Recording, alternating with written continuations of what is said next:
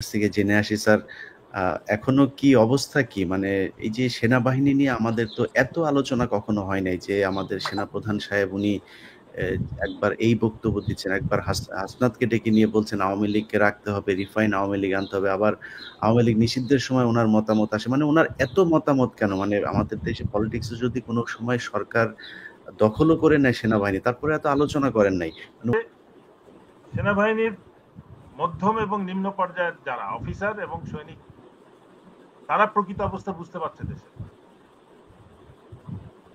সেই পরিপ্রেক্ষিতে সেনাবাহিনীকে বৃহত্তর স্বার্থে কোনো ব্যবহার করা, দেশের বৃহত্তর স্বার্থের বিরুদ্ধে ব্যবহার করা এখন সম্ভব না। তারা জানে সেনাপ্রধান আসলে কি চায়, দেশের সার্বিক পরিস্থিতি, সেনাপ্রধান আসলে কি চান এই বিষয় নিয়ে এবং দেশের সার্বিক পরিস্থিতি নিয়ে লাইভে এসেছেন সাংবাদিক ইলিয়াস হোসেন। তার সাথে আছেন ব্রিগেডিয়ার হাসান নাসির এবং গুম হওয়া কর্নেল হাসিনুর রহমান। তারা আলোচনা করেছেন সেনাপ্রধান কেন উত্তপ্ত হয়ে ডক্টর ইউনূসের বিরুদ্ধে চাপ সৃষ্টি করেছেন। তার আলোচনা শুনে বুঝতে পারবেন সেনাবাহিনী কি চাচ্ছে এবং সেনাবাহিনী তার যে কাজ সেই কাজ থেকে সরে এসে তিনি রাজনীতিতে কেন হস্তক্ষেপ করছেন। চলুন আমরা তার সম্পূর্ণ আলোচনা শুনবো, এরপর বিশ্লেষণ করবো।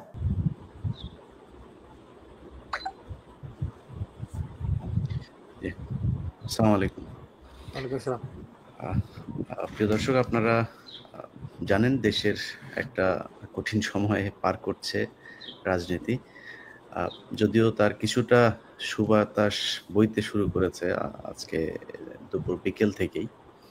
তারপরেও নানান ধরনের ষড়যন্ত্র থাকবে, কারণ এই দেশটা পুরো ১৫টা বছর ভারতের বন্দিশালায় বন্দী ছিল, যে কারণে এখানে অনেক কিছু ঘটবে, তারা এখনো করতে চাইবে। তাদের এখন প্রচুর টাকা আছে, তাদের লোকজন এখনো দেশে আছে, এবং যারা আজকে বিপদে পড়েছে তাদেরকেও আমি এর জন্য দায়ী করব যে তারা এই আগাছা ঠিকমতো পরিষ্কার না করেই চেয়েছিল একটা বাগান তৈরি করতে। তো সেটা সম্ভব হয় নাই, এবং আমাদের এই আগাছা আসলে পুরো একদম তুলে ফেলা দরকার ছিল। এখনো সুযোগ আছে, সেটা মনে হয় সম্ভব। যাই হোক, আমার সাথে গুরুত্বপূর্ণ ৩ জন অতিথি আছেন। জনাব brigadier general Mohammad Hasan Nasir, colonel Hasinur Rahman, এবং আমাদের সাবেক তত্ত্বাবধায়ক সরকারের একজন উপদেষ্টা আছেন জনাব মোখলেছুর রহমান চৌধুরী। স্যার, আপনাদের সবাইকে ধন্যবাদ জানাচ্ছি। প্রথমে আমরা মনে হয় স্যারের কাছ থেকেই আসি, যেহেতু ক্যান্টনমেন্ট নিয়েই বেশি গরম।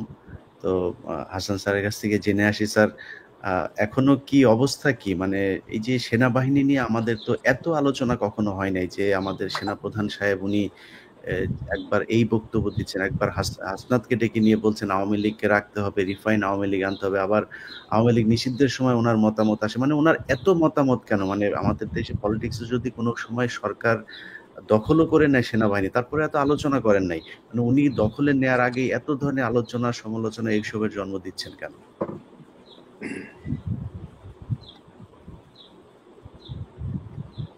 স্যার, আনমিউট করে নিন। স্যার, আনমিউট করেন স্যার। আসসালামু আলাইকুম। ইলিয়াস ভাই, আমাকে ধন্যবাদ আমন্ত্রণ জানানোর জন্য, এবং দর্শক মন্ডলী যারা দেখছেন এবং ভবিষ্যতে দেখবেন। গত কয়েকদিন ধরে আর কি, গত 48 ঘন্টার উপরে একটা টেনশন চলছে সারা দেশব্যাপী। বিশেষ করে রাত হলেই এই টেনশনটা বাড়ে, কেননা আমাদের পার্শ্ববর্তী দেশের মিডিয়া এত অ্যাক্টিভ এবং তারা কাল্পনিক চালিয়ে যাচ্ছে। এই গুজবের কারণে মানুষ আরো বেশি আতঙ্কের মধ্যে রয়েছে বা চিন্তার মধ্যে রয়েছে। বাট যেটা আমরা দেখলাম, সেনাপ্রধানের যে বক্তব্য ছিল, সেই বক্তব্যটা যেভাবে মিডিয়াতে, সোশ্যাল মিডিয়াতে এসছে, আমাদের ব্যক্তিগত ধারণা হচ্ছে এটা একটা স্টেজ ম্যানেজড সেটআপ ছিল। উনি বক্তব্য দিয়েছেন খুব সংক্ষিপ্ত, তারপরে বিভিন্ন সাবজেক্টের উপরে প্রশ্ন এসেছে।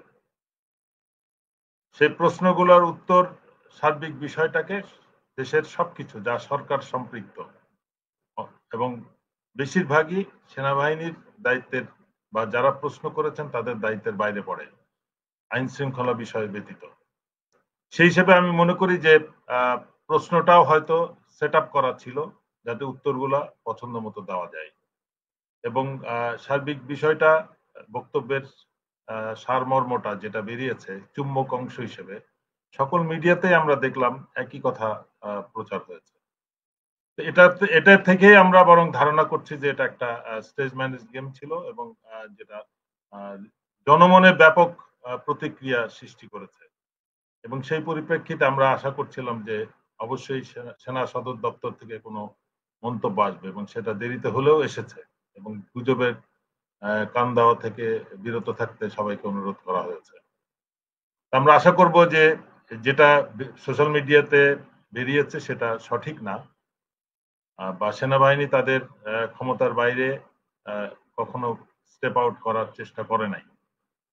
আমি এই প্রসঙ্গে একটা বিষয় অবতারণা করতে চাচ্ছি।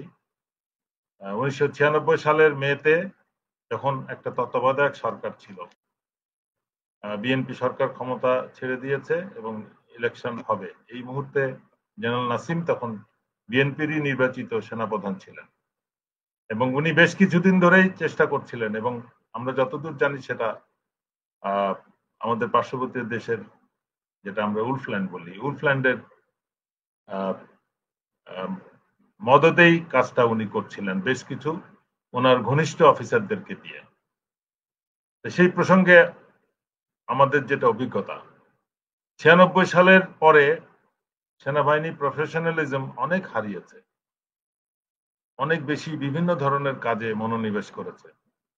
সেই পরিপ্রেক্ষিতে আমি মনে করি ভবিষ্যতে সেনাবাহিনী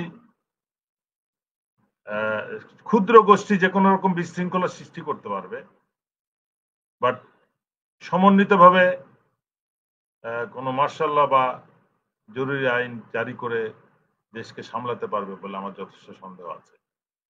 আমি আশা করি যে যে ইয়েটা চলছে, টেনশনটা চলছে, সেনাবাহিনী প্রধান উপদেষ্টার সাথে নিরাপত্তা উপদেষ্টা যিনি আছেন তাদের সাথে বসে সরাসরি এগুলা সর্ট আউট করে নেবেন, এবং দেশের মানুষের মধ্যে জনমনে যে একটা বিভ্রান্তি ছড়িয়ে আছে সেটাকে নিরসন করবেন। একটা জিনিস খেয়াল রাখতে হবে যে 96 সালে কিন্তু জনগণ এটার সাথে সম্পৃক্ত ছিল না, সশস্ত্র বাহিনীর দুইটা অংশ এবং সরকার তত্ত্বাবধায়ক সরকার ছিল। এখন কিন্তু জনগণ যথেষ্ট সচেতন, এবং গত 16 বছরের অত্যাচার অবিচার তারা ভুলে নাই। সেই পরিপ্রেক্ষিতে যে কোনো ধরনের অ্যাডভেঞ্চার আমি মনে করি যে জনগণই তড়িৎ রুখে দাঁড়াবে এবং সশস্ত্র বাহিনী আরো বিব্রত হবে। আমরা যেখানে অগস্টের পর থেকে সংগ্রাম করছি যে সশস্ত্র বাহিনী তার হারানো সম্মান ফিরে পাক, যারা গত 16 বছরে অন্যায় অবিচার গুম খুনের সাথে জড়িত, দুর্নীতির সাথে জড়িত ছিল, তাদেরকে তদন্ত বিচারের আওতায় না হোক, সেটা আমরা এখনো সফল হইনি। গত 16 বছরে যারা অফিসাররা যারা চাকরি হারিয়েছে অন্যায়ভাবে, তাদেরও কোনো সুবিচার হয়নি। একজন শাস্তিপ্রাপ্ত আমাদের সাথে বসা রয়েছে, দালাল কিছু তাদেরকে কনসিডার করা হয়েছে, যারা কথা বলছে তাদেরকে এই রিভিউর আওতার বাইরে রাখা হয়েছে, এবং বিভিন্নভাবে হুমকি ধামকি এবং সর্বশেষ যেটা আমার উপরে চলছে সেটা আপনিও জানেন যে আপনার স্বাভাবিক যেটা চলে, চরিত্র হননের প্রচেষ্টা, বিভিন্নভাবে সম্মানহানির প্রচেষ্টা চলছে। এই ব্যাপারে জনগণ সব জানে, সেনাবাহিনীতে যারা আমার সাথে চাকরি করেছে সবাই জানে। আমি মনে করি এগুলা সফল হবে না, সবাইকে প্রফেশনালি প্রবলেমগুলো হ্যান্ডেল করা উচিত, এবং সরকারের কাজ করবে, সেনাবাহিনীর কাজ করবে, সেনাবাহিনী যেন উপরে স্টেপ না করে। ধন্যবাদ। জি, আসিন ভাই, আপনার কাছে আমার একটা কোশ্চেন, যে ধরেন এই যে সেনাবাহিনীর এই মুহূর্তে আমি ওনাদের বিভিন্ন আলোচনায় সবশেষ যেই আলোচনা উনি অফিসারদেরকে যখন অ্যাড্রেস করেছেন, সেখানেও তিনি একটা কথা বলেছেন খুব জোরালোভাবে, যে ইউনূস সরকার হচ্ছে কি আপনার দিয়ে দিচ্ছে, এই কি বলে, করিডোর দিয়ে দিচ্ছে। তো আমি স্যার আপনার কাছে জানতে চাই যে আপনিও হিলটেকটে আপনি কাজ করেছেন, সেখানে কমেন্ট করেছেন, মানে আপনার কি মনে হয় যে পাহাড়ে সেনাবাহিনীর যা করা দরকার, মানে উনি যে এত দেশপ্রেম দেখাচ্ছেন যে করিডোর হলে দেশ হয়ে যাবে, এই মুহূর্তে পাহাড়ের যে অবস্থাটা আছে সেটা কি ঠিক মতো চলছে কিনা আপনার মনে হয়? সেনাবাহিনী তার দায়িত্বটা পালন করছে কিনা?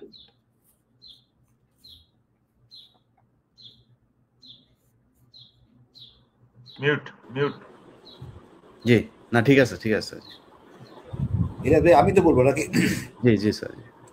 আচ্ছা, হিল ট্রাক্সের যে বিষয়টা, এটা কিন্তু বেশ অনেকদিন ধরেই ঘটনা। দায়িত্ব পালন হচ্ছে না, ওখানে ক্যাম্পে অফিসার নাই, দায়িত্ব পালনের শিথিলতা, রাতেবেলা অপারেশন হয় না, চেকপোস্ট রাতেবেলা থাকে না, এটা কিন্তু বেশ অনেকদিন যাবো। আমি এটাকে আসলে সব অফিসার আপনাদের ঢাকায় নিয়ে আসা হয়েছে। আমি আগের বারও বলছি, একটা লোক যুদ্ধ করতে পারে, ম্যাক্সিমাম ভালো যুদ্ধ করে 35 বছর, পাড়ায় হয়তো 37, তারপর দেখা যায় তার প্রেশার হয়, এই সেই নানা রকম ঝামেলা থাকে। এখন এই বয়সের ইয়াং অফিসারে তো আসলে সেনাবাহিনী লিড করে, অন্যান্য দেশের দেখা যায় সার্জেন্টরা লিড করে, আমার দেশের সেনাবাহিনী অফিসাররা করে। এদেরকে যদি আপনি কর্পোরেট বানান, অর্থাৎ কাউকে এমআইএসটি পড়াচ্ছেন ইঞ্জিনিয়ারিং, কাউকে বিউপিতে পড়াচ্ছেন এমআইএস, এইসব জিনিস আসলে ঠিক না। তাকে সে সেনাবাহিনীতে যোগদান করতে যুদ্ধ করার জন্য, যুদ্ধের স্বাদটা নিতে হবে। আর নেওয়ার উত্তম জায়গা হলো পার্বত্য চট্টগ্রাম, সেখানে ওনারা নাই, ক্যাম্পে অফিসার নাই, তাহলে কেমন হবে? আর বলেন অন্যান্য সুযোগ সুবিধা, সেনাবাহিনীকে সেই কাজের জন্য প্রশংসিত সুযোগ সুবিধাগুলো দিতে হবে, কাঙ্ক্ষিত সুযোগ সুবিধা। যেমন আমরা যুদ্ধ করলে খুব ভালো কাজ করলে সৈকত সেনাবাহিনীর প্রধান প্রশংসাপত্র দিতেন, এখন হয়তো দেয়, বাট বীর প্রতীক বা অন্যান্য খেতাব যেগুলো ছিল সেগুলি এখন নাই। এটা আওয়ামী সরকার ইচ্ছে করে করছে। এটা একটা মানুষ কাজ করে, আমি একটা ভালো একটা অ্যাওয়ার্ড পাবো যদি সাফল্য লাখ যদি ফেভার করে, ঢুকি সেনাবাহিনী নিবে, সেইগুলি বন্ধ করে দেওয়া হয়েছে। তারপরে মনে করেন ডিফারেন্সিয়েট করা হয়েছে যে সেনাবাহিনীর খেতাব যারা পাবেন তাদের পুরস্কার একরকম, 71 পুরস্কার একরকম। আপনি দেখেন আয়রন ক্রস, সেই ফার্স্ট ওয়ার্ল্ড থেকে শুরু করে পরিবর্তন হয় নাই। আওয়ামী সরকার ইচ্ছে করে এটা করছে যাতে এরা কাজ না করে, এর ক্ষমতা কমাই দাও, খেতাব কমাই দাও। তারপরে দেখেন একটা অফিসার হিলটাসে ক্যাম্পে থাকে, ভাঙ্গা চূড়া একটা ছনের ঘরে থাকে, তার থাকার কথা কিন্তু সুন্দর একটা কোয়ার্টার। সেই জায়গায় বিসিএস ক্যাডার বলেন, কৃষি বলেন, তাই বলেন, একটা ভালো সম্মানজনক অবস্থা থাকে, না হলে সে একটা হাউস অ্যালাউন্স পায়, মুভমেন্ট করলে টিএডিএ পায়। সেনাবাহিনীর কিছুই নাই। এই একই সেনাবাহিনী অফিসার বিডিআরে যখন কাজ করে সুন্দর টিএডিএ পায়, হাউস রেন্ট সহ পায়। এই বৈষম্য থাকলে তো আসলে একটু হতাশ হয় মানুষের। এগুলি আমরা কখনো চিন্তা করতাম না। কেন করতাম না? আমি কমিশন পেতে হিল ট্রাস্টটা আমাদের নিজের মনে করে নিছি।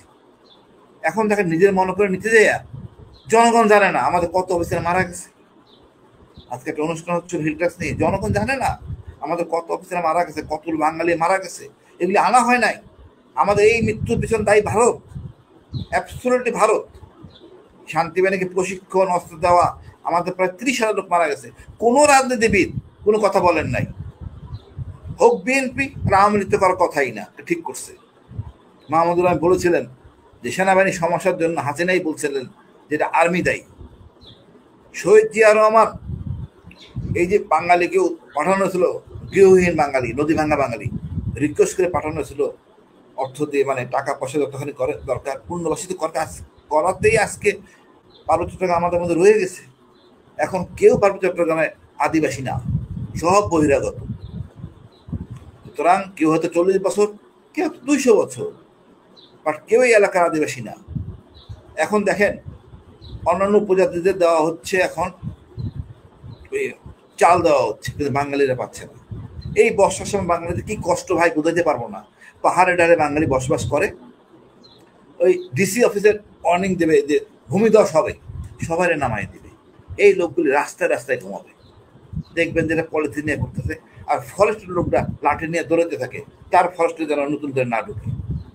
এতো মানুষ, বাংলাদেশের নাগরিক, ও যুদ্ধ না করবে 71, দাদা যুদ্ধ করছে, ওর বাঁচে থাকার অধিকার আছে। কিন্তু আমরা কতটুকু করছি? কিছুই করিনি। মানে খুবই লজ্জা, খুবই লজ্জা। ইলিয়াস ভাই বুঝাতে পারবো না পাহাড়ে বাঙালিরা কি কষ্ট করে। আপনি বলা নাই কয়া নাই, কদিন আগে সরকার ইউপিডিপের সাথে বৈঠক করছে। আমি এখন এই জায়গায় বলছি বিরোধিতা করি, বাট আমি মনে করি এটা দরকার আছে। জিএসএস এর সাথে করবে, ইউপিডিএফ জিএসএস ব্যালেন্স নাইলে সমস্যা। এখন পাহাড়ে তো শুধু চাকমা থাকে না, মারমা শুধু থাকে না, ত্রিপুরা থাকে না, আরো 11টা জাতি বসবাস করে। তাদের প্রতিনিধি কই? তাদের লোকজন কই? তারা তো এক পয়সা সরকারের সুবিধা পায় না। আমি বহুবার বলছি, এই 11টা উপজাতি হারায় যাওয়া উপজাতি বলে টংচঙ্গা, চাক, মুরং, তারপরে এই যে বলেন বোম, কুকি, এই লোকদের তো প্রতিনিধি থাকতে হবে। জনগণ জানেই না এরা কোন জাতি। এদের একজন প্রতিনিধি সংসদ থাকতে অসুবিধাটা কোথায়? বেতন ছাড়াই থাকবে, তার প্রতিনিধিত্ব করবে। আপনি ওন যদি না করেন তারা কোথায় যাবে? এদের সবাইকে ওন করতে হবে, তারপরে সব স্টেক হোল্ডারদের বসতে হবে তোমাদের কিভাবে তোমাদের সমস্যার সমাধান করা যায়। আমরা তা করি না, আসলে সমস্যার সমাধান করতে চাচ্ছি না।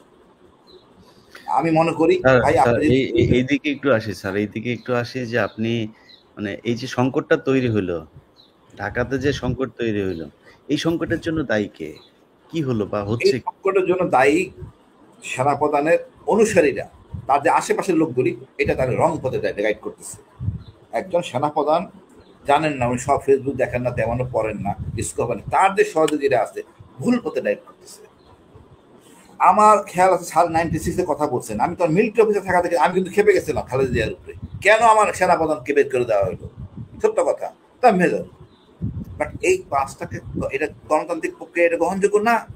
আমিও ভুল, আজকে যেটা হইতেছে এটাও ভুল। সেনাপ্রধান এইসব কথা বলতে পারেন না। উনি যদি সেনাবাহিনী প্রধান ওনার অফিসারের সাথে কথা বলেন, আমি বলবো তার ব্যর্থতা, কেন এই তথ্যগুলি বাইরে গেল। আর সে যদি নিয়ে থাকে সেটা ভিন্ন কথা, তাহলে উনি প্রচন্ড ভুল করে ফেলবেন। অর্থাৎ সেনাপ্রধান দাবি করেন একটা প্যাট্রিয়টেড আর্মি, সেটা না, তার সাথে একমত না। জনগণের পার্সেপশন কি দাঁড়াইছে? আর্মির প্রতি নেগেটিভ হয়েছে লোক। আমি মনে করি সেনাপ্রধান যাই করুক, উনি 5 তারিখে এই বিপ্লবের শেষের দিকে হইলেও উনি আমাদের দলের, আমাদের বিপ্লবের সাথে ছিলেন, এই জন্যই প্রশংসিত। বাট ওনার যদি কিছু কাজ করেন যেটা রাষ্ট্র পরিচালনার ক্ষতিকর, তাহলে ভুল। সরকারের উচিত সেনাপ্রধানকে আপন করে নেওয়া, আর সেনাপ্রধানও উচিত যে সে সেনাপ্রধান, তার নিজের একক কিছু করার নাই।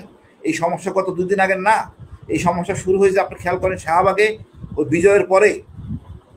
বাংলাদেশ সবাই যে মানে একটা বিজয় হলো, সাফল্য হলো, সেই মানে আওয়ামী লীগের নিষিদ্ধ হলো, তারপরে যে একটা বড় খানা খাওয়া দাওয়া হলো, গরু জবাই করা হলো শাহবাগে, তখন থেকে সমস্যাটা শুরু হয়েছে।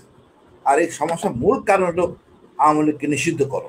এটা হয়তো সেনাবাহিনীর পুরো জেনারেলদের 90% কেন, আমি বলবো অন্তত 50% জেনারেলরা অখুশি। তারা তো আওয়ামী সুবিধাবাদী জেনারেল ছিল, তারপরে সামনে বিচার, নানা সমস্যায়, তো এইখানে তারা একটু অখুশি, আওয়ামী লীগ আসতে পারলো না, নির্বাচন করতে পারলো না। এতে অন্তত আমি মন খুললে হলেও কিছু করার নাই।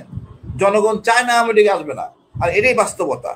তারপরে দেখেন এই ইশরাক, আমাদের খোকাবাইয়ের ছেলে, তার এই বিজয়টা না উচিত হয় না, এটা বিতর্ক সৃষ্টি করছে। আমি মনে করি এই বিতর্কের জন্যই লোকজন খেপে গেছে। তারপরে যেন ওয়াকারের কথোপকথন, ভুল বোঝাবুঝি, ওইখানে মনে করেন ওই স্টেডিয়ামের ওখানে সেনাবাহিনীর ওখানে ট্রুস মুভমেন্ট, নানা রকম সমস্যা, এপিএসসি মুভমেন্ট, এগুলো নিয়ে অনেক আস্তং, মানে ওই দিন থেকে প্রায় 7-8 দিন এই ভুয়া রিউমার চলতেছিল। ভারত খুশি হচ্ছিল। তা আমরা এমন কোনো সুযোগ দিব না। সেনাবাহিনীকে বিতর্ক করার অবকাশ কারো নাই, সেনাপ্রধানেরও নাই। সেনাবাহিনীর প্রধান, সেনাবাহিনী দেশের সার্বভৌমত্বের প্রতীক, বাট আনুগত্য করে চলতে হবে। উভয়ের সাথে বিশাল গ্যাপ। এই গ্যাপের জন্য দায়ী আমাদের হাসান হাফিজ স্যারের কোর্সমেট জেনারেল হাফিজ। এই গ্যাপ হওয়ার কোনো স্কোপ নাই। জেনারেল হাফিজ যদি ডাকতেন সেনাপ্রধানের দিকে আসো, এইগুলি কাভার আপ করে এগুলি করো, উনি করেন নাই। তো ওনার কাজটা কি? উনি সকল সমস্যার স্রষ্টা। নাহলে তো মানে প্রধান উপদেষ্টা খুব ব্যস্ত মানুষ, ডিফেন্স মিনিস্টার, উনার প্রধান হাতে এত সেনাপ্রধান, উনি সাথে নিয়ে উনি চলবেন, উনি চলেন নাই। আর না চলার কারণ হলো, স্যার একটা জিনিস বলি, ধরেন মানে প্রধান উপদেষ্টা কিছুই বুঝেন না, উনি খালি বিদেশে কিছুই বুঝেন না। মানে এই দেশের সারা দেশের মানুষ একটা জায়গায় যদি বলি, ধরেন ফারুকির কেউ চায় নাই, সারা দেশে তোলপাড় হইলো, মানে ওনার জোর করে ওনার বসাইতে হবে। ধরেন আপনি ইশরাকের কথা যেটা বললেন, আমি নিজে ইশরাকের পক্ষে পোস্ট দিয়েছি যে ইশরাককে যারা দিচ্ছে না তারা স্বৈরাচারের দোষর। এটা কেন দিয়েছি যে, আর ভাই সব জায়গাতেই তো বাই চয়েস আপনি নিয়ে বসাচ্ছেন, হ্যাঁ হ্যাঁ ঠিক আছে। এটা তো ইলেকশনের মাধ্যমে আসে না, তো উনি উনি চাচ্ছে ও তো এই আন্দোলনের সময় ও ছিল, মাঠে ছিল, তো ওরে বসাইলে সমস্যা কি? ওরে কোর্ট থেকে আর রায়টাই দিয়ে আইনা বসাইতে হবে, দরকার নেই। কিন্তু পরিস্থিতিটা যখন এই পর্যায়ে গেল, তখন আমি নিজে ইশরাককে বলেছি যে ভাই, সোশ্যাল মিডিয়া বোধহয় আপনার বিরুদ্ধে চলে যাচ্ছে, মানুষ মনে হয় আপনাকে আপনার বিরুদ্ধে, আমি তাকে বলেছি। তো এখন ধরেন এই যে কাজগুলো করা হইলো, এই সব মিলায় যদি নাকি আপনি চিন্তা করেন যে সরকার যে সিদ্ধান্তটা যখন দেখলো যে বিএনপি এরকম করছে, ঠিক আছে বসায় দিলেই পারতো ইশরাককে, মানে তারাই এরকম করলো কেন? মানে এখানে কি সরকারের এই কোনো এই দায় এই নেই? এই- এই তথ্যগুলো কে দিবে? এটা দেওয়ার কথা ডিজিএনএসআই, ডিজিএফআই, তারা দেয় নাই। এখন এদের যে কাজ আছে, আগে কি হইতো ভাই, সকালবেলা ডিজিএফআই কাজ মানে হাসিনারে কল দিত, একটা ভালো একটা সংবাদ শোনাইতো, তারপরে কাজ শুরু হইতো, আর কোনো কাজ নাই। কারণ তো নিজেদের পেশাগত কাজ করেন নাই। আজকে জিজ্ঞেস করে সীমান্তের 10 মাইল বাইরে কোন কোন মসজিদ আছে, কোন কোন জনগোষ্ঠী আছে, কিছু বলতে পারবে না। আমরা তো এই বাহিনীকে কাজে লাগাই নাই, ব্যক্তিগত লাঠিয়াল হিসেবে কাজ করেছি আমরা ডিজিএফআই কে, এনআইসি কে। এখন এই জায়গা থেকে সরে যান, ডক্টর ইউনূস মনে করতেছেন আমি আমার কাজ করবো, ডিজিএফআই কাজ করবে। আসলে সেটা হয় না এত বছর, এটা প্র্যাকটিস। সুতরাং এটা এই গ্যাপটা ফিল করা হচ্ছিল লেফটেন্যান্ট হাফিজের, ওনার অ্যাকচুয়াল কোনো কাজ থাকার পর নাই, এইটা গ্যাপটা কাভার করতো। ডিজিএফআই যদি সবসময় হাফিজ স্যারের কাছে যাইতো, এখন তো নিরাপত্তা উপদেষ্টা চলে আসছে, উনি দায়িত্ববান, ওনার কাছে দায়িত্ব হবে, আনুগত্য মানতে হবে। এর মধ্যে বিতর্ক, অনেকে মানতে রাজি না, আমাদের অনেক ভাই পোস্টমেটরা জেনারেল সিভিলিয়ান কি বুঝে, আরে সিভিলিয়ান কি বুঝে মানে এই যে নোশানগুলি, এটা খুব খারাপ। ওই ভদ্রলোক অনার্সে ফার্স্ট ক্লাস ফার্স্ট দেখেন, সব জায়গায় ফার্স্ট, ওনার বিশেষ ক্যাডার উনি ফার্স্ট।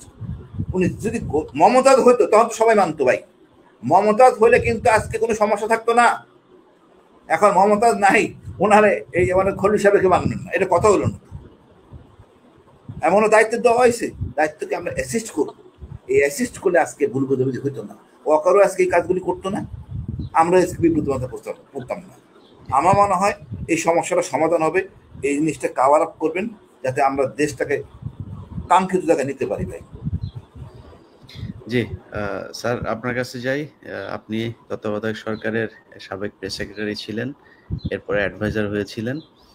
তো কি দেখছেন, মানে আমরা যদি বঙ্গভবনের অর্থাৎ যমুনার কথা যদি জানতে চাই, মানে সেইখানের সবকিছু কি ঠিকঠাক চলছে কিনা? আমাদের মনে আছে যে 111-এর এক একজন উপদেষ্টা মানে বাঘের মতো ছিল। আমি সেটা ভালো করেছে খারাপ করেছে আমার জানা দরকার, কিন্তু এক একজন বাঘের মতো ছিল। তাদের তাদের মানে একটা মন্ত্রণালয়ে তাদেরকে পাত্তা দিত।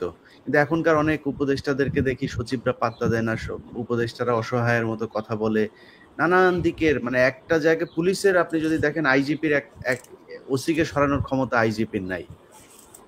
বিভিন্ন দিকে এই যে ক্ষমতাকে করে দেয়া, আপনার মানে ডিস্ট্রিবিউট করা, এটা আপনি আগের যে সরকার ছিল তার সাথে কোনো, বর্তমান তত্ত্বাবধায়ক সরকার যদি বলি বা নিরপেক্ষ সরকার যেটা বিপ্লবী সরকার, কোনো পার্থক্য দেখছেন কিনা, ভুল দেখছেন কিনা? ধন্যবাদ জনাব ইলিয়াস হোসেন, এবং আজকে এই অনুষ্ঠানের সহ আলোচক ব্রিগেডিয়ার হাসান নাসির এবং কর্নেল হাসিনুর রহমানকেও ধন্যবাদ জানাই। আজকে আমাকে যে প্রশ্নগুলো আপনি করেছেন, আমার মনে হয় আমার জন্য এটাই ভালো, এবং তারা যেহেতু দুজনই সেনাবাহিনীতে ছিলেন, তাদের বক্তব্য একাডেমিক্যালি তারা বলছেন, সেই হিসেবেই থাকাই ভালো। ধন্যবাদ। আমি মনে করি এই বিষয়টা উত্তর এভাবে দেওয়া দরকার যে আপনার প্রশ্নের মধ্যে উত্তর আছে। উত্তরটা হচ্ছে এরকম যে বর্তমান সরকারের যে উপদেষ্টা আছেন বেশিরভাগ অভিজ্ঞতাহীন, এবং এর আগের যে সরকারগুলোর সাথে আপনি যদি তুলনা করেন, বিচারপতি শাহাবুদ্দিন আহমেদের সরকার, এবং কি বিচারপতি লতিফুর রহমানের সরকার, বিচারপতি হাবিবুর রহমানের সরকার, যে কেয়ারটেকার গভর্নমেন্টগুলো বা ইন্টারিম গভর্নমেন্ট ছিল, প্রথমে যে বিচারপতি শাহাবুদ্দিন আহমেদ 1991 সালে যে গভর্নমেন্ট পরিচালনা করেছিলেন, সেটা অন্তর্বর্তীকালীন সরকার ছিল বর্তমান সরকারের মতো। এবং সর্বশেষ ইভেন 111 যে সময়ে জেনারেল মঈন আহমেদ আমাদের কাছ থেকে ক্ষমতা দখল করেছিলেন, তারপর আমি বলবো আপনার সাথে একমত হয়ে যে সেই সরকারের উপদেষ্টারাও যথেষ্ট যথেষ্ট আপনার ভূমিকা রেখেছিলেন, এবং আইন শৃঙ্খলা ঠিক করে রেখেছিলেন, এবং মানুষ বাঘের মতো ভয় পাচ্ছিল। কথাগুলো সত্য সত্য কথা বলতে হবে। আজকে আমাদের আলোচনার মধ্যে ব্রিগেডিয়ার হাসান নাজির বলেছিলেন যে আমরা 1996 সালের 20 মে যে একটা ব্যর্থ অভ্যুত্থান, অ্যাবর্টিভ কু যেটা হয়েছিল, তার উপরে আমরা বেশিরভাগ আলোচনা করব।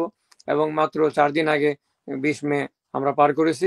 এরপরে বাংলাদেশে আমি একটা জিনিস এই প্রসঙ্গে বলা প্রয়োজন মনে করি, যে সশস্ত্র বাহিনী, বাংলাদেশ আর্ম ফোর্সেস যে ভূমিকা আমাদের মুক্তিযুদ্ধে বা স্বাধীনতা যুদ্ধে রেখেছে, পরবর্তীকালে রেখেছে, প্রত্যেক সরকার পরিবর্তনে ভালো এবং মন্দ কখনো কখনো ভালো কাজে, কখনো মন্দ কাজে বা খারাপ কাজে সেনাবাহিনী ব্যবহৃত হয়েছে বা সেনাবাহিনীর কমান্ডাররা এর মধ্যে যুক্ত হয়েছেন।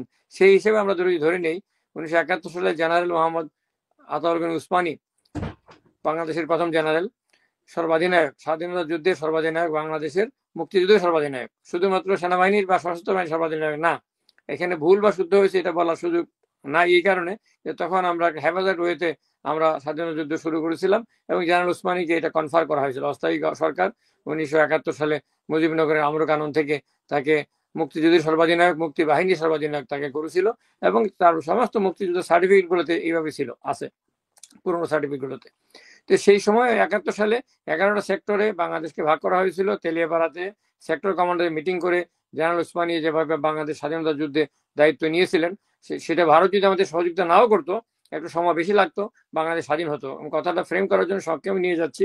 এরপর 1975 সালে বাংলাদেশ সেনাবাহিনীর যে ভূমিকা এবং বাংলাদেশ সেনাবাহিনী বিদেশি আগ্রাসন থেকে বাংলাদেশকে রক্ষা করলো।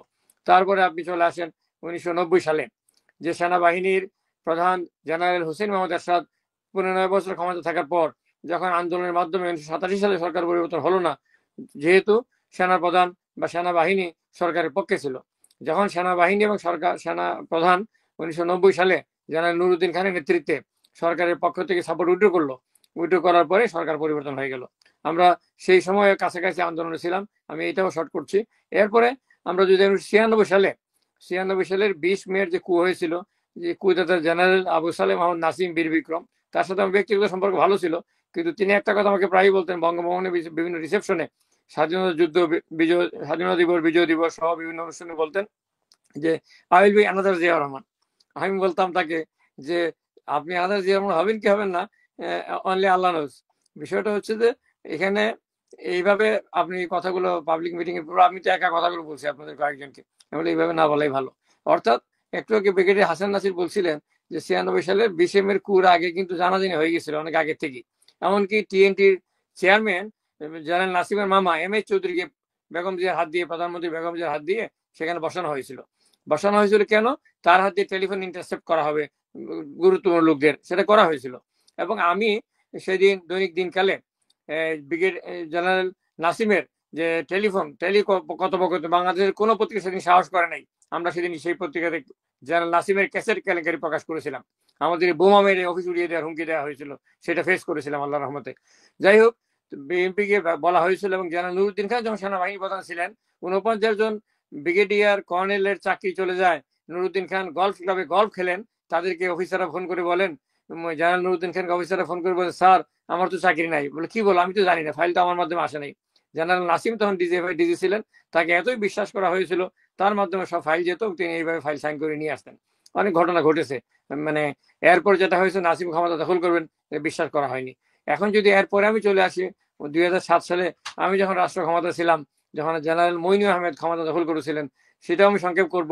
তখন বলা হয়েছিল রাজনৈতিক সরকারকে, নির্বাচিত সরকারকে আমি বলেছিলাম, এবং আমি শীর্ষস্থানে 5 পাতার আমার হাতের লেখা কাগজ দিয়েছিলাম যে জেনারেল মইনু আহমেদকে যাতে সেনাপ্রধান না করা হয়। তারপরে করা হয়েছিল, কিন্তু পরবর্তীতে যখন আমার হাতে পূর্ণ ক্ষমতা আসলো, তখন আমাকে তাকে বাদ দিতে দেওয়া হয়নি এবং সেনাবাহিনীতে কোনো বাদ দিতে দেওয়া হয়নি কাউকে। এবং এই যে বিষয়গুলো এগুলো করা হয়েছে, এখানে ভালো মন্দ খারাপ কারো বিরুদ্ধে পক্ষে আমি কিছুই বলছি না, আমি ফ্যাক্ট গুলো বললাম সংক্ষেপে।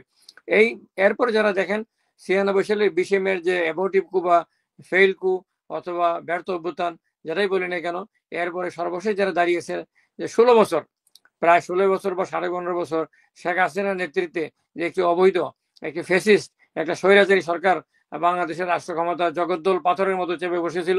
এই সরকার 2008 সালের 29 ডিসেম্বর একটা নির্বাচনের মাধ্যমে, প্রশ্নপত্র নির্বাচনের মাধ্যমে ক্ষমতা এসেছিল, এবং ক্ষমতা আসার পর 2014 সালে যে নির্বাচন হয়েছিল, সেই 14 নির্বাচনে 5 জানুয়ারি নির্বাচনে একটি সুষ্ঠু নির্বাচন হলে দেশে গণতন্ত্র প্রতিষ্ঠিত হতো, গণতন্ত্রের ধারাবাহিকতা বজায় থাকতো।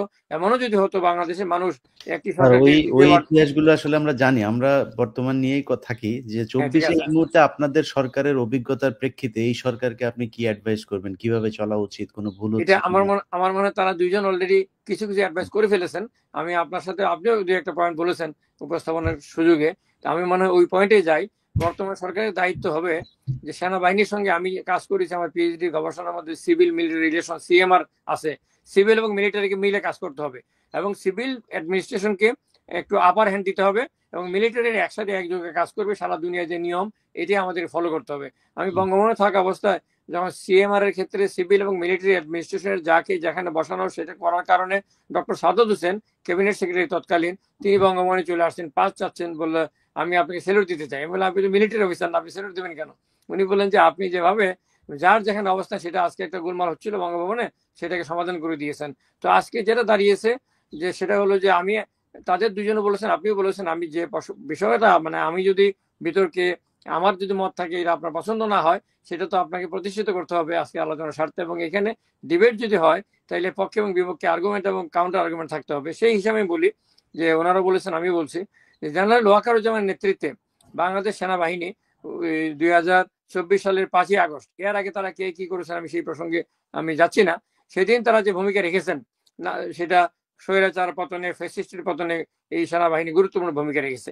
যেভাবে 1971 সালে বাংলাদেশ সেনাবাহিনী গুরুত্বপূর্ণ ভূমিকা রেখেছে দেশের স্বাধীনতা যুদ্ধে, যেভাবে 1990 সালে জেনারেল হোসেন মোহাম্মদ এরশাদের নেতৃত্বে স্বৈরাচারী সরকারকে হটাতে মানে জেনারেল কি নুরুদ্দিন ভূমিকা, খানের মানে নেতৃত্বে সেনাবাহিনী সেনাবাহিনীর 5 তারিখে কি ভূমিকা ছিল স্যার? ভূমিকা রেখেছে। এবং সেই ভূমিকাটা বলতে এটাই বলছি যে সেনাবাহিনী শেখ হাসিনাকে ক্ষমতা থেকে নামিয়ে দিয়েছে এবং তিনি সেই অর্থে পদত্যাগ করেননি, কিন্তু পদত্যাগ করতে না চেয়ে তিনি জাতির উদ্দেশ্যে ভাষণ দিতে চেয়েছেন। সেনাবাহিনীর সেদিন ভূমিকা ছিল পাবলিক সেনাবাহিনীর ওই দিন শেখ হাসিনারে তো গণধুলাই দিয়ে মারা হইতো, ঠিক আছে, এটাই নিয়ম, কিন্তু সেনাবাহিনী তাকে বাঁচায় পাঠায় দিছে ওই দেশে। আমি ওই পয়েন্টে বাইরে যাচ্ছি, কোনো কারণ কিছু আমাদের নেই, বরং তারপরের যে ভূমিকা সেই ভূমিকাগুলো এই আসিফ নজরুলের নেতৃত্বে ছাত্ররা সেখানে গিয়েছে সেনাবাহিনীকে ভূমিকা রাখার জন্য। এখানে যা কিছু হইতো সেটা শাহবাগে হইতো, ঢাকা বিশ্ববিদ্যালয়ে হইতো। ছাত্ররা যেখান থেকে আন্দোলন করেছে, যেই ঘরে বসে চোরের মতো বসে ছাত্রদেরকে বক্তব্য দিতে হয়েছে, আমাদের কাছে ভিডিও পাঠিয়েছে, সেগুলো আমরা প্রচার করেছি। সেইখানে বসে হইতো সরকার গঠন, কিন্তু ক্যান্টনমেন্টে গিয়ে সেই সরকার গঠন করেই তো সবকিছু নষ্ট হয়েছে। এটা তো আপনার পয়েন্টটা কারেক্ট, এটা করলে ওই সময় করতে হতো, কিন্তু তারা তো ওই সময় না করে 2 মাস 3 মাস পরে পরে ঘুম থেকে উঠে তারা যে কাজটা করছে, এখন ওনারাও বলেছেন এনসিপি যে কাজগুলো করেছে, তারা যেটা ইউনূস সাহেব তো নিজেই বলেছেন কালকে, বলেছেন যে তোমরা আমাকে বিপদে ফেলেছো, তোমরা যদি নিজেরা এখন সংযত না হও তাহলে আমি পদত্যাগ করবো। এখন কথা হচ্ছে যে আপনি যেটা বলছেন কথা তো কারেক্ট, বিপ্লব যদি হয়ে থাকে তো ওই একবারই সবকিছু করা উচিত ছিল। সেনাবাহিনী সমর্থন দিত 90 সালের মতো, এই সেনাবাহিনী সমর্থন দিত, কিন্তু সেনাবাহিনী যে জায়গায় গিয়ে সমর্থনটা দিয়েছে, আমি বলেছি আগেই এই সেনাবাহিনী গত 16 বছর শেখ হাসিনা টিকিয়ে রেখেছে। এই সেনাবাহিনী এর আগে মুক্তিযুদ্ধে অংশ নিয়েছে, এটা যেমন পক্ষে বলেছি, আবার টিকিয়ে রেখেছে এটা আমি বিপক্ষে বলেছি। জেনারেল মঈনুল আহমেদ এবং নাসিমের কথা আমি বিপক্ষে বলেছি। বাট আমি যে কথাটা বলতে চাচ্ছি যে বর্তমান সেনাবাহিনী যেটা করছে, যে জেনারেল ওয়াকারুজ্জামান যেটা বলেছেন যে তিনি কু করবেন না, আমি যেহেতু যুক্তির কারণে আমি কথাগুলো আবার আমি আমার বক্তব্যটা দিচ্ছি। আমি as far age I am concern, তিনি বলেছেন যে তিনি তার কোনো উচ্চাবিলাস নাই এবং তিনি গণতন্ত্র বা নির্বাচন তাড়াতাড়ি করতে চাচ্ছেন। বাংলাদেশের ইতিহাসে বা অন্য দেশের ইতিহাসে যেখানে সেনাবাহিনী ক্ষমতা দখল করে বা কুপ্রন কান্ট্রিগুলো আছে সেখানে সেনাবাহিনী দেরিতে নির্বাচন দিতে চায়। বাট জেনারেল ওয়াকারুজ্জামান 18 মাসের মধ্যে নির্বাচন দেওয়ার কথা প্রথমে বলেছিলেন, এখন ডিসেম্বরের মধ্যে নির্বাচন দিতে বলছেন। এবং বিএনপির স্থায়ী কমিটির পক্ষে এবং বিএনপির নেতৃত্বের পক্ষে জনাব তারেক রহমানের আশীর্বাদ পুষ্প সালাউদ্দিন আহমেদ যেটা বলেছেন, সেটা হলো যে জেনারেল ওয়াকারের বক্তব্যটা তিনি সমর্থন দিয়েছেন, বলেছেন তিনি ঠিক বক্তব্য দিয়েছেন এবং সেনাবাহিনীর পক্ষ থেকে যে বক্তব্যটা দেওয়া হয়েছে নির্বাচন ডিসেম্বরের মধ্যে করার, এটাকে তিনি অ্যাপ্রিসিয়েট করেছেন। আর মতিউর রহমান চৌধুরী গতকালকে মানব জীবনে লিখেছেন জেনারেল ওয়াকারুজ্জামানের বক্তব্যের পক্ষে এবং বলেছেন 4 জন ভেতরে আর 3 জন বাইরে থেকে বর্তমান সরকারকে, ডক্টর ইউনূস সরকারকে ক্ষতির দিকে ঠেলে দিয়েছে। আরেকটা বিষয় হচ্ছে আমি আপনার দৃষ্টি আকর্ষণ করি আপনাদের 3 জনেরই, সেটা হচ্ছে যে মানব জীবনে কালকে লিখেছে, আমি সেই কথাটাই বলছি যে পররাষ্ট্র উপদেষ্টা বলেছিলেন, নিশ্চয়ই আপনাদের মনে পড়ে, কিছুদিন আগে 10 দিন আগে বলেছিলেন যে নীতিগতভাবে আমরা মানবিক করিডোর দেওয়ার সিদ্ধান্ত নিয়েছি। এরপরে জনাব খলিলুর রহমান যে নিরাপত্তা উপদেষ্টা এবং রোহিঙ্গা বিষয়ক হাই রিপ্রেজেন্টেটিভ, তিনি বলেছিলেন যে গতকাল মানব জীবনে কথা লিখেছে যে আমরা যাকে খুশি করিডোর দেব, যে কোনো সিদ্ধান্ত নেব, এতে কে আমাদের বিরুদ্ধে বলো তাতে কিছু যায় আসে না। আর গত পরশুদিন তিনি কথাটা চেঞ্জ করে বলেছেন যে আমরা এরকম কথা বলিনি। তো এই কথাগুলো, কারণ যেহেতু আপনি বলেছেন সরকারের কি কি সমস্যা আছে, এই কথাগুলো বলতে কোঅর্ডিনেশন, ল্যাক অফ কোঅর্ডিনেশন, এবং বেশ কিছু উপদেষ্টা আছেন যাদের কোনো খবরই নাই, 4-5 জন উপদেষ্টা ছাড়া বাকি উপদেষ্টারা উপদেষ্টা হওয়ার উপযুক্ত নন এবং তারা রাষ্ট্র পরিচালনার উপযুক্ত নন। এবং ধরে এসে যদি আমি বিভিন্ন ব্যাকগ্রাউন্ড থেকে, লোকাল ব্যাকগ্রাউন্ড থেকে, আমার এরিয়ার ব্যাকগ্রাউন্ড থেকে, তারপরে আমার বিভিন্ন নন গভর্নমেন্ট অর্গানাইজেশনের কারণে, বিভিন্ন কারণে আমি যদি তাদেরকে করি, এখনো সময় আছে, আপনি এগুলোকে সেটে ফেলুন, আপনি রিসাফল করুন, রিসাফল করে যোগ্য অভিজ্ঞ বাংলাদেশের রাষ্ট্র ব্যবস্থা বর্তমানে এমন একটা অবস্থা আমরা দাঁড়িয়ে আছি, সেখানে সিএমআর একসাথে কাজ করতে হবে, সিভিল মিলিটারি রিলেশন। ইন্ডিয়া আমাদের উৎপত্তি লেগে আছে, ভারতীয় গোয়েন্দা সংস্থা র আমাদের উপর যে কোনো সময় হামলা করার জন্য রেডি হয়ে বসে আছে। এবং আজকে দেখেন ইন্ডিয়ান টেলিভিশন চ্যানেলগুলো, কলকাতা এবং ভারতীয় চ্যানেলগুলো মিথ্যা কথা সেনাবাহিনীকে দিয়ে আমাদের সাথে যুদ্ধ বাঁধিয়ে দেওয়ার কাজ করছে। এবং মিয়ানমার একই সাথে একই সময় আরাকান আর্মি, আরসা এবং মিয়ানমার সহ যে যে অবস্থার সৃষ্টি করেছে আমাদেরকে। আমি তো একটা কথা সবসময় দেই, আমার থিওরিটিক্যালি আমি একটা জিনিস আমার থিওরির ইয়েতে প্রপোজ আমি করেছি যে পৃথিবীতে আগামীতে বেশ কিছুদিনের মধ্যে তিনটা নতুন নিউক্লিয়ার পাওয়ার হবে। আমি চতুর্থ নিউক্লিয়ার পাওয়ার হিসেবে বাংলাদেশকে চাই। কেন চাই? বাংলাদেশের ডিটারেন্ট হবে নিউক্লিয়ার পাওয়ার, এবং সৌদি আরব এবং ইরান দুইটাই নিউক্লিয়ার পাওয়ারের দ্বার প্রান্তে আছে, এবং ব্যালেন্স চেক অ্যান্ড ব্যালেন্সে দুইটাই নিউক্লিয়ার পাওয়ার হয়ে যাবে। যেভাবে ইন্ডিয়া এবং পাকিস্তান একই সাথে চেক অ্যান্ড ব্যালেন্সের জন্য নিউক্লিয়ার পাওয়ার জন্য হলো পৃথিবী মেনে নিয়েছিল, একইভাবে টার্কিও নিউক্লিয়ার পাওয়ার কাছাকাছি আছে, যদিও টার্কিতে আমেরিকান ঘাঁটি আছে, কাতার আমেরিকান ঘাঁটি আছে। তো খুব তাড়াতাড়ি তিনটা রাষ্ট্র নিউক্লিয়ার পাওয়ার হবে। আমি মনে করি চতুর্থ রাষ্ট্র হিসেবে বাংলাদেশকে নিউক্লিয়ার পাওয়ার করতে হবে।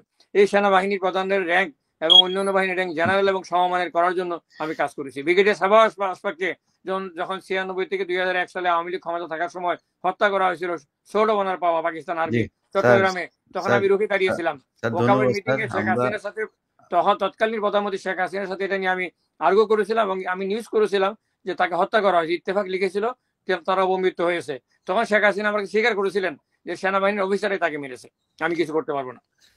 ধন্যবাদ স্যার। আপনি যেটা বললেন পারমাণবিক, আমাদের বাংলাদেশ সেনাবাহিনী যদি এখন মিয়ানমারের সাথে যুদ্ধ লাগে, আমার বিশ্বাস আর কি ভীষণ রকমের একটা প্যাদানি খাবে বাংলাদেশ সেনাবাহিনী। সেই 1978 আর 1992 সালে যেভাবে রোহিঙ্গাদেরকে বের করা সম্ভব হয়েছিল, সেটা এবার সেনাবাহিনীর পক্ষে সম্ভব না। নিউক্লিয়ার তো বহুত বহুত দূরের কথা। যাই হোক, আমরা ওই আলোচনায় গেলাম না স্যার। হাসিনুর স্যার আপনারা দিয়ে শেষ করব, তার আগে ব্রিগেডিয়ার হাসান নাসির স্যার আপনার কাছে আসি, ছোট করে শেষ করি আমরা অনুষ্ঠানের শেষের দিকে। হচ্ছে যে মানে কি করা উচিত আসলে, এটা দিয়ে শেষ করি। না, আমার বক্তব্য হচ্ছে যে মানে সেনাবাহিনী কিন্তু এখন ওই পর্যায়ে নাই রাষ্ট্র ক্ষমতা দখল করার। মানে আমি আবার ওই একই অভিজ্ঞতাতে চলে যাব। 96 সালে ঢাকার সেটআপটা ছিল বিএনপি গভর্নমেন্ট যেটা রেখে গিয়েছিল, মানে 9 ডিভিশন বলেন, ঢাকা ক্যান্টনমেন্ট বলেন, পুরোটাই ঢাকা মিরপুর। আর জেনারেল নাসিম সেনাপ্রধান হিসেবে তার যেহেতু একটা আকাঙ্ক্ষা ছিল, উনি যশোর ডিভিশন, ময়মনসিংহ এবং বগুড়াকে ওনার মতো করে সেট করেছিলেন।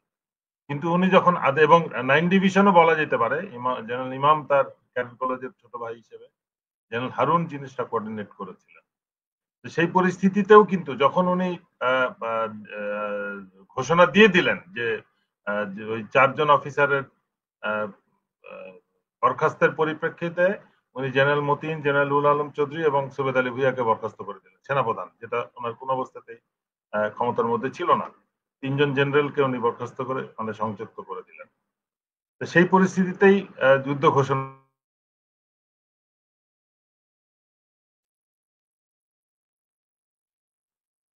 তখন আমরা দেখলাম যে যশোর ডিভিশনে শুধু আদেশটা জারি হয়েছে। সারা দিন ধরে চেষ্টা করার পরে জেনারেল ইব্রাহিম শুধু একটা আদেশ জারি করতে পেরেছিলেন যে উনি ঢাকার দিকে মার্চ করবেন। বগুড়ার থেকে একটা রেকগনাইজেন্স পার্টি 19 তারিখ রাত্রে বের হয়েছে, ঘাটে আরিচা ঘাটে ওই নগরবাড়ি ঘাটে এসেছিল। পরদিন সকালে ওরা আসার আগেই দেখছে যে বগুড়ার থেকে ব্রিগেড আসার আগেই কিন্তু তারা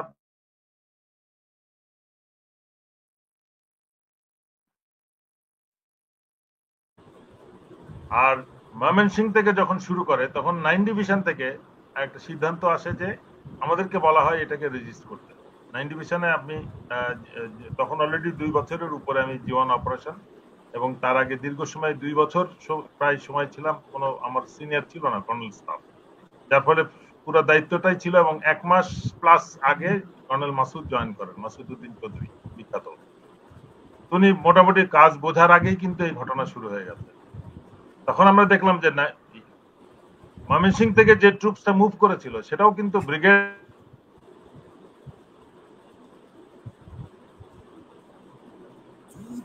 খুব কম সংখ্যক উনি ট্রুপস নিয়ে মুভ করতে পেরেছিলেন, ব্রিগেডিয়ার জিল্লুর রওনা হয়েছিল।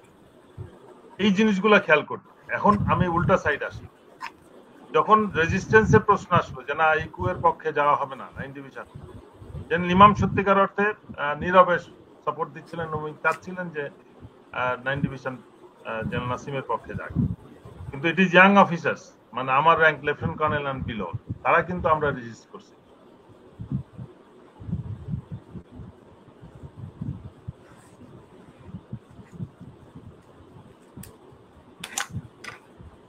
আপনার কানেকশন বোধহয় মাঝে মধ্যে একটু সমস্যা হচ্ছে।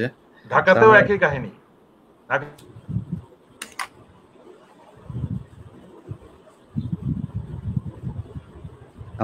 আমরা কর্নেল হাসিনুর স্যার আপনার কাছ থেকে আসি, তারপরে হাসান নাসির আপনার কাছে আরেকবার আসবো। স্যার আপনারা দিয়ে শেষ করি এইটা যে বিএনপিতে একজন নতুন নেতা গজিয়েছেন, যিনি কিভাবে গুম হয়েছেন আমরা জানি না। ভারতে আমার কাছে বেশ কিছু ছবি এসছে, তিনি ভারতের একটা বিশাল আলিশান এক বাংলোতে ছিলেন শিলংয়ে, এবং সেই শিলংয়ে হাসান নাসির স্যার আপনার কাছে আমি আবার আসবো, আপনার কানেকশন আমরা হারিয়ে ফেলেছিলাম, আমি আবার আসবো কর্নেল হাসিনুর কাছ থেকে ঘুরে আসি। আমি ওইটুকু এখানে একটু শেষ করে দিই। রেজিস্ট্যান্স হিসেবে ট্রুপস মুভ করা হলো, তখন জেনারেল মঈন ছিলেন ব্রিগেডিয়ার এবং তার আন্ডারে ছিলেন মুবিন, কর্নেল মুবিন। তারাও কিন্তু তাদের ট্রুপস নিয়ে মুভ করে নাই। ব্রিগেড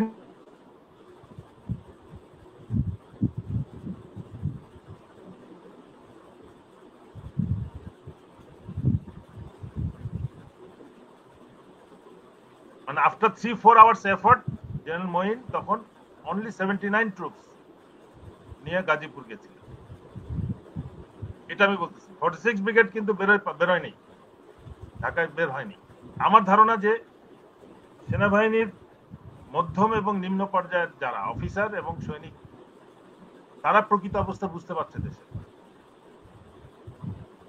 সেই পরিপ্রেক্ষিতে সেনাবাহিনীকে বৃহত্তর স্বার্থে কোনো ব্যবহার করা, দেশের বৃহত্তর স্বার্থের বিরুদ্ধে ব্যবহার করা এখন সম্ভব না। তারা জানে, কিন্তু জনগণের সাথে তারা মোটামুটি সোশ্যাল মিডিয়ার কারণে যথেষ্ট আপডেটেড। এই জন্য আমি বলতেছি যে কেউ যেন ওইটা চিন্তা না করে। আমরা কিন্তু ওই দিক থেকে আমার মনে হয় নিরাপদ আগের থেকে, যেহেতু সেনাবাহিনী আরো অনেক বেশি মানে পেশাগতভাবে একটু পিছিয়ে আছে। সেই হিসেবে আমি মনে করি যে এখন কেউ সাহস করবে না যে কারো ব্যক্তি স্বার্থে বা কোনো গোষ্ঠীকে প্রোটেকশন দেওয়ার জন্য এখন সরকারি ক্ষমতায় নিবে বা কোনো তৃতীয় শক্তি কাউকে ক্ষমতা দেওয়ার চেষ্টা করবে। এই জিনিসটাতে আমি বলতে চাচ্ছি যে এটা আমার মনে হয় না এটা সম্ভব। সেই জন্য একটা মীমাংসা করা উচিত এবং সরকারের শক্তভাবে জিনিসটা হ্যান্ডেল করতে হবে, না হলে কিন্তু আবার এই ধরনের কথাবার্তা হইতে পারে। জি ঠিক আছে। কর্নেল হাসিনুর স্যার আপনারা যেটা প্রশ্ন করছিলাম যে বিএনপি কি, যে নেতার কথা বলছিলাম সালাউদ্দিন সাহেব, বিএনপি কি ভারতের ফাঁদে পা দিচ্ছে কিনা সালাউদ্দিনের হাত ধরে, এরকম কোন সিমটম আপনি দেখছেন কিনা? ভাই আমরা ঘুম ছিলাম, এই ঘুম কমিশনের দৌড়াদৌড়ি করা, আগে পাশে কত কিছু কাজ করছি, তারপর মনে করেন মামলা করছি।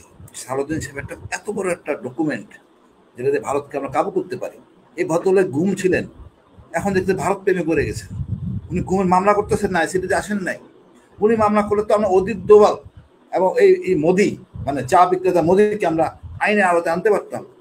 কত একটা হাতিয়ার আমাদের হইতো আইনগতভাবে, পারলাম না। উনি আসেন নাই, উনি কার প্রেমে আসেন উনি আল্লাহ জানেন। আমি মনে এই ভদ্রলোক সালাউদ্দিন সাহেব বিএনপিকে ডুবাবেন। উনার আশকারা পায়ে বা উনার মনে করলাম উনার মানে আশকারা পেয়ে আমাদের সেনাপ্রধান ডাইনামে কথা বলতেছে, সত্য কথা। সেনাপ্রধান কিন্তু অত খারাপ না, এবং সে হ্যাঁ ব্যাকগ্রাউন্ড খারাপ ছিল, এখন সে কিন্তু আমাদের সাথে এক হয়ে গেছে, তাকে আপন করে নিতে হবে। এই সালাউদ্দিনের জন্য অনেক সমস্যা হচ্ছে। আমার বিশ্বাস তারেক রহমান সাহেব এবং আমাদের খালেদা জিয়া এই বিষয়ে জানেন না। এই ভদ্রলোক নিজের সুবিধার জন্য এই কাজগুলি করতেছেন। আমার মনে হয় তাহলে আমরা একটা বিজয় আমাদের ভাই, এটা সংস্কার। একটা খবর ছড়িয়েছিল যে সালাউদ্দিন সাহেব ওনার কাছে গিয়েছিলেন, এটা কি সত্যি নাকি স্যার? হ্যাঁ সঠিক তো। বললাম না এই ভদ্রলোক আমাদেরকে নষ্ট করতেছে, রাজনীতিবিদদের সেনাবাহিনীকে নষ্ট করে, তাদের স্বার্থের জন্য আমাদেরকে বিপদে ফেলে। আমি মনে করি একটা জয় বিজয় আসে, কিন্তু ধরে রাখা ডিফিকাল্ট। সেই ডিফিকাল্টির মধ্যে আমরা আছি। ডক্টর ইউনূস একটা বেসামরিক ব্যক্তি, উনি আর্মি নিয়ন্ত্রণ বা এই অসভ্য কালচার যেগুলো ছিল হাসিনার সময়, সেটা উনি বুঝে উঠতে পারতেছেন। তবে আমি ডক্টর খলিলের কথা বলবো, উনি ডিজিএনএসআই ডিজিএফআই তার বেবি, উনি দুইজনকে দুই পকেটে নিয়ে হাঁটবেন, তারপরে সিদ্ধান্ত নেবেন। এগুলো যদি অন্য কেউ ব্যবহার করে তাহলে সমস্যা। আর সেনাপ্রধান বলবো, আপনি সম্মানের জায়গায় আছেন, উপদেষ্টাদের সাথে মিশে আমাদের একটা বিশাল নদীতে আমরা ঝাঁপায় পড়ছি, বিশাল একটা যুদ্ধ। এই যুদ্ধটা সাঁতরে পার হইতে হবে, ইনশাল্লাহ আমাদের বিজয় হবে। ভয় পাওয়ার কিছু নাই, জনগণের উপর আস্থার জায়গায় থাকেন, কোনো রকম আদে বাদে প্রচারণা থাকবে না। সেনাবাহিনী দেশের জন্য, জনগণের জন্য, ইনশাল্লাহ আমাদের বিজয় হবে। ইনশাল্লাহ স্যার। জি, তো আমাদের দেশের সরকার এবং যারা এখন দেশ চালাচ্ছেন এবং যারা সামনে রাজনীতি ক্ষমতায় আসবেন, আজকে এটা দেখে খুব ভালো লেগেছে যে বিএনপির যে প্রতিনিধি দল আজকে সংবাদ সম্মেলনে মিডিয়ার সামনে কথা বলছিলেন, সেখানে ডক্টর মোশাররফ এসছেন এবং অন্য নেতারা এসেছেন, সালাউদ্দিনকে সেখানে রাখা হয় নাই। আমার মনে হয় সালাউদ্দিনের ব্যাপারে খুব সাবধান থাকা দরকার। এই ব্যক্তি এখনো পর্যন্ত গুম কমিশনে যায় নাই, কোনো থানায় একটা জিডি পর্যন্ত এসে করে না, একটা মামলাও করে নাই যে আমাকে কিভাবে নিয়ে যাওয়া হলো, দেশ থেকে কারা নিয়েছে সেটা তো সে জানে। যে বাহিনী হোক, কোন বাহিনী নিয়েছিল সেই বাহিনীর বিরুদ্ধে সে করুক। ভারতে নিয়ে গিয়েছিল, ভারত রাষ্ট্র হিসাবে আমরা রাষ্ট্রের বিরুদ্ধে এটার জন্য আন্তর্জাতিক আদালত পর্যন্ত যাওয়ার সুযোগ রয়েছে, সেটা তিনি যাচ্ছেন না। না গিয়ে তিনি দেশে ফিরেই এস আলমের গাড়িতে চড়ে বাড়িতে গেলেন, তারপরে এখন এস আলম সহ ইউনাইটেড গ্রুপকে তিনি শেল্টার দিচ্ছেন। তো সালাউদ্দিন সাহেব, আপনার বেশ কিছু জিনিস আমার হাতে এসছে, কোন কোন বাড়ি আপনি নিয়েছেন কার কাছ থেকে, সেগুলো আমরা জানাবো। ইনশাল্লাহ সেই অনুসন্ধান চলছে। এই দেশে রয়ের লোকজন এসে বিএনপির মতো একটা জনপ্রিয় দল, যারা 15 বছর এই রয়ের দ্বারা নির্যাতিত হয়েছে, যে রয়ের কি বলবো যে নিয়ন্ত্রণের থেকে তারপরে সেনাবাহিনী তারেক রহমানের উপরে নির্যাতন করেছে, সেই দলের উপরে রকে আবারও সওয়ার করতে দেওয়া হবে না। ইনশাল্লাহ আমার মনে হয় বিএনপি সে ফাঁদে পা দেবে না। সারা ওনারা দুবার করে কথা বলেছেন, আপনি একবার বলেছেন, যদি আপনি অনেক বলেছেন, তারপরে যদি চান শেষে কিছু একটা বলে শেষ করতে চান। ধন্যবাদ। আমার মনে হয় যে সুন্দরভাবে আজকে একাডেমিক্যালি যে আলোচনাগুলো করেছেন, আমাদের সবার উদ্দেশ্য হচ্ছে একটি স্বাধীন সার্বভৌম বাংলাদেশ বিশ্ব মানচিত্রে টিকে থাকবে। Bangladesh is the 8th largest country in the world, population wise এটাকে কাউন্ট করা হয়, এবং 3rd বিগেস্ট মুসলিম কান্ট্রি। আমাদের অনেক ভালো ভালো স্টোরি আছে, সাকসেস স্টোরি আছে, আজকে এইগুলোকে ম্লান করে দেওয়া হচ্ছে।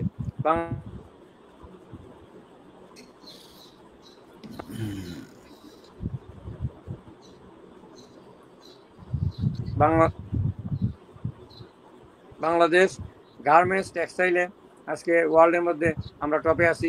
ইউনাইটেড নেশনস পিস কিপিং আমরা টপে আছি। আজকে সিরামিক্স এবং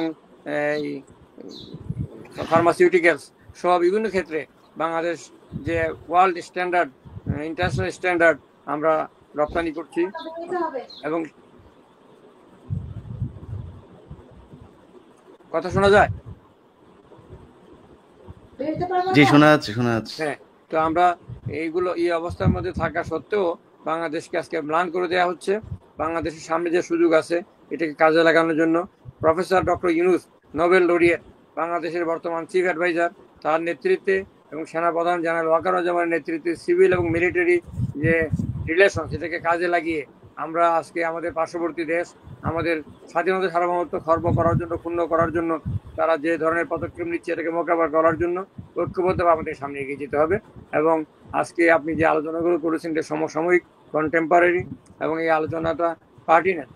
আজকে অনেক সোশ্যাল মিডিয়াতে অনেক সময় ইন্ডিয়ান মিডিয়াগুলোতে বিশেষ করে বাংলাদেশের বিরুদ্ধে সব মিথ্যা তথ্য দিয়ে তার প্রচার করছে। এগুলোকে আমাদের মোকাবেলা করতে হবে এবং এগুলোকে মোকাবেলা করার মধ্য দিয়ে আমাদের স্বাধীনতা সার্বভৌমত্ব রক্ষার জন্য আমরা যার যে অবস্থানে আমরা আছি সেটাকে কাজে লাগাতে পারবো। দর্শক, আলোচনা শুনেছেন, পাহাড় নিয়ে আলোচনা করা হয়েছে, পাহাড়ের সেনাবাহিনীর কি দায়িত্ব, কিন্তু সেই দায়িত্ব পালন না করে সেনাবাহিনী রাজনীতিতে হস্তক্ষেপ করছে। কেন রাজনীতিতে হস্তক্ষেপ করছে সে বিষয়টি কিন্তু উল্লেখ করা হয়েছে, করিডোর নিয়েও আলোচনা করা হয়েছে। মূল কথা স্পষ্ট, সেনাবাহিনী যে কাজগুলো করেছেন শুধুমাত্র অতিরঞ্জিত। সেনাবাহিনী বা সেনাপ্রধান এই কাজগুলো না করলেও হয়তো, কিন্তু তারা করেছেন, করে দেশকে উত্তপ্ত করেছেন, রাজনীতিতে তারা অরাজকতা সৃষ্টি করেছেন। দর্শক, সেনাবাহিনী আসলে কি চায়? আমরা তো চাই সেনাবাহিনী তাদের ক্ষমতা থাকবে, তারা দেশকে রক্ষা করবে, দেশকে স্থিতিশীল করবে। কিন্তু সেনাবাহিনীর বক্তব্যের মাধ্যমে দেশ যদি উত্তপ্ত হয় তাহলে তো এটা সেনাবাহিনী হলো না। তো সেনাবাহিনী নির্বাচন নিয়ে কেন কথা বলবে? সেনাবাহিনীর তো নির্বাচন নিয়ে কথা বলার প্রয়োজন নেই বা দরকার নেই বা তার অনুমতিও নেই। তিনি কেন বললেন? কার সাহসে বললেন? দর্শক, তার পিছনে কারা কাজ করছে? দর্শক, এগুলো নিয়ে কিন্তু আলোচনা হয়েছে। তো আলোচনাগুলো শুনেছেন, শুনে আপনার ব্যক্তিগত মতামত কমেন্ট বক্সে